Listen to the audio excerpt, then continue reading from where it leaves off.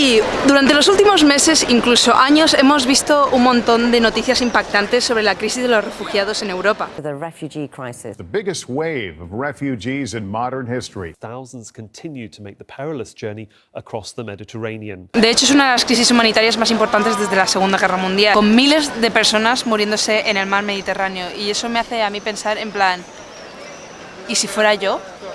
¿Y si de repente estallase una guerra en mi país y no tuviese otra opción que embarcarme en un viaje como estos sin garantías?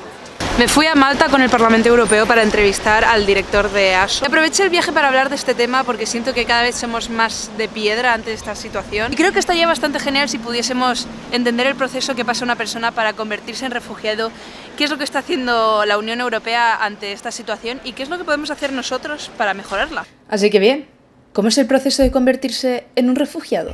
Bueno, pues acabamos de llegar a Malta, nuestro primer destino es este barquito en el que nos estamos quedando la noche. Neva lo está pasando. Yo tengo que decir una cosa, o sea, estoy mareándome y esto es un velero atracado.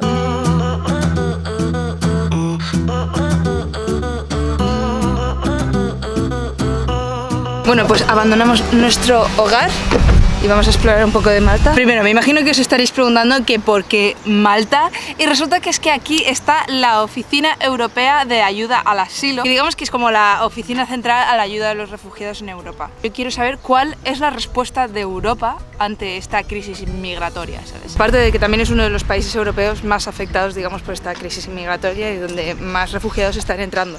Se suele diferenciar entre dos tipos de inmigrantes, inmigrante económico y refugiados. Pero, ¿qué diferencia hay? Hay personas que migran por motivos económicos y hay otras personas que no tienen más opción que huir de sus hogares porque sufren persecución, violencia y graves violaciones de derechos humanos. Y la verdad que es bastante flipante en cuanto te pones a pensar la diferencia que es la vida de estar en este trozo de roca, en este trozo de tierra que es parte de Europa, a lo que hay más allá. La cantidad de gente que está en situaciones donde están violando sus derechos humanos más básicos y se ven con la obligación de irse de ahí y de encontrar cualquier forma de estar a salvo y de vivir una vida decente. Da que pensar.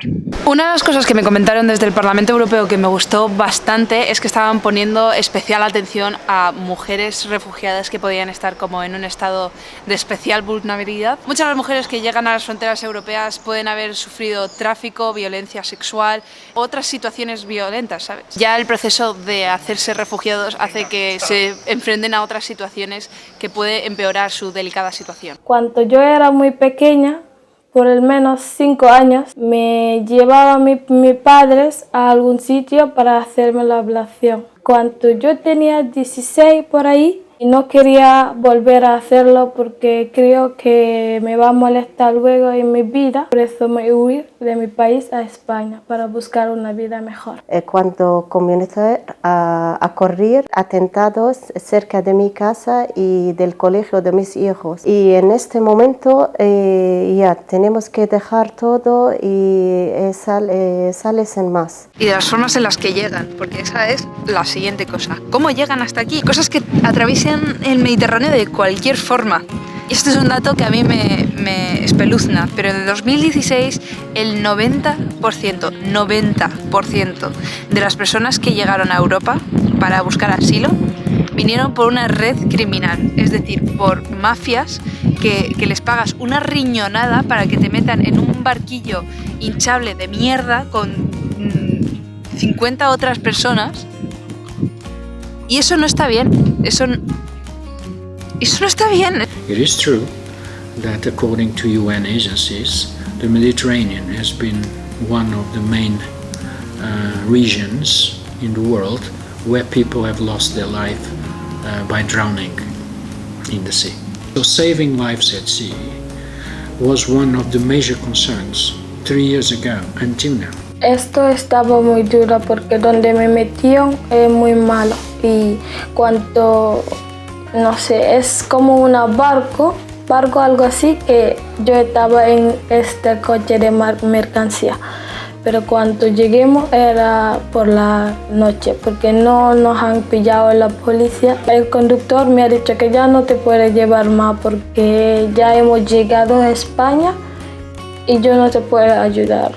Y me dejaban por la calle y era por la noche y yo no conocía a nadie, entonces yo tenía que dormir por la calle hasta por la mañana. Está claro que un refugiado es aquel que prácticamente no le queda elección y embarca en un viaje a un sitio donde se sienta protegido, aunque no todos los países europeos han tenido que aguantar el mismo peso en esta crisis. Hemos subido a un sitio que se llama Los Jardines de Baraka y os voy a enseñar unas cuantas cosas que a lo mejor si sois fans de Juego de Tronos lo vais a reconocer, pero es que esta parte de Malta, o sea, Valletta, es básicamente Desembarco del Rey, o sea, es que bueno, aparte de enseñaros cosas de Juego de Tronos, que está todo muy bien, esto evidencia también porque Malta ha sido uno de los países como más afectados. Quien no lo sepa, o sea, esto ha sido muy masivo. Dentro de, por ejemplo, en el 2016, 360.000 personas intentaron cruzar el Mediterráneo para conseguir asilo en Europa.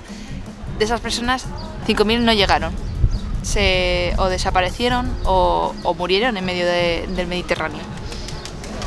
Así que obviamente pues Malta, por su situación geográfica, es uno de los sitios más afectados y que más peso ha llevado en todo esto de la crisis de los refugiados. Malta, Italia y Grecia, obviamente, porque por la situación de Siria, por ejemplo, pues pasan por Turquía y llegan a Grecia. Básicamente es dependiendo de dónde exista la crisis que esté forzando a que estas personas abandonen su hogar. Llegan a Europa de la forma que pueden, obviamente en un estado vulnerable, y mientras esperan en campos de refugiados toca pedir asilo, pero ¿cómo se solicita? That everybody that crosses the border and asks for protection is entitled to an interview. Many countries still have hundreds of people that are still waiting for an interview because an interview is very long, and based on that interview, then a decision is made. Not by us. We don't do decisions. National authorities do. Debo admitir que esta fue una de las cosas que más me impactaron a la hora de investigar este vídeo. O sea, yo pensaba que la Unión Europea era quien decidía si alguien se hacía refugiado o no, si se aceptaba su petición, pero resulta que cae 100% sobre el Estado miembro. Es decir, en este caso, España decide si el refugiado que ha pedido asilo lo recibe o no lo recibe. Not everybody gets a refugee status. There are other sorts of subsidiary protection. They get out of the hands of the asylum system and then go into social integration systems. Los trabajadores sociales que hay en la Oficina de Asilo y Refugio aquí en Madrid son los que derivan a los proyectos que tenemos conveniados con el Ministerio. Estos trabajadores sociales dependen del Ministerio de Empleo y esta oficina está ubicada y dependiente del Ministerio de Interior. Así como dato, en el 2015 España se comprometió a acoger a 17.000 refugiados que estaban huyendo de guerras de Oriente Medio y a día de hoy no ha albergado ni un 10% de esas personas. Siguiente parada, Medina. Vale, han hecho la petición, se les ha concedido y es hora de que vayan a uno de los Estados miembros y sean integrados en sociedad. Les van a dar cobijo, les van a dar comida, les van a dar ropa. ¿Qué ocurre después? Pues ahora queda la reintegración. Es decir, estas personas están huyendo de sitios que no son Europa, ¿vale? Tienen otro tipo de cultura, tienen otro tipo de estilo de vida, son muy diferentes a nosotros, sí que es verdad, pero eso no significa que no se puedan adaptar. De hecho, en parte es nuestra responsabilidad, parte de los programas que está poniendo en marcha la Unión Europea de reintegración, porque nosotros tenemos que ser los que ayuden a estas personas a reintegrarse en sociedad. Quiero decir, tú nunca te has cambiado ni de instituto o de pueblo o te has ido a una ciudad sola. A mí me pasó en Valencia, o sea, yo me fui sola a Valencia sin conocer a nadie y por suerte la gente me aceptó. Pero imagínate irte a un nuevo sitio donde no conoces cómo son las cosas y que nadie te acepte. No sé, me parece como muy duro, porque además, si no... excuse me, que aunque ellos vengan de culturas muy diferentes, se puedan integrar a los valores europeos, ¿no? Un poco. Sí, algo así. Por cierto, mirad qué sitio más guay he dejado mi cámara. En un cañón. Entonces vas por Malta y te encuentras las cabinas rojas típicas de Inglaterra, porque fue colonia inglesa. Puedo fingir que estoy en Londres o algo similar. Esto también ha salido en Juego de Tronos, por si lo estáis reconociendo, que a mí me ha entrado como a la cabeza de repente, en plan, me suena. Aquí en Malta tiene un montón de encanto. Mira qué bonito. No sé, un poco de empatía, ¿no? Si tú estás abandonando todo lo que tienes para irte a otro sitio, que menos que cuando llegues no te odien, ¿no? O no te rechacen. Al fin y al cabo son personas como tú o como yo. Una de las cosas que más me gustó de hacer este vídeo es que pude entrevistar a 3 chicos refugiados en España. Me llamo Elio, soy Álvaro, soy Wader. Y era evidente que eran como cualquier chaval de su edad, con sus intereses. Pues yo me entré por el gimnasio, de jugar con algo a fútbol también. Y sus aspiraciones. Estoy pensando en panadería. Me gustaría estar aquí en España. Y la verdad es que me dolió mucho cuando me contaron que una de sus mayores dificultades, tras todo lo que habían pasado, es que les discriminaran una vez que estaban aquí. Nos sentimos a veces un poco discriminados.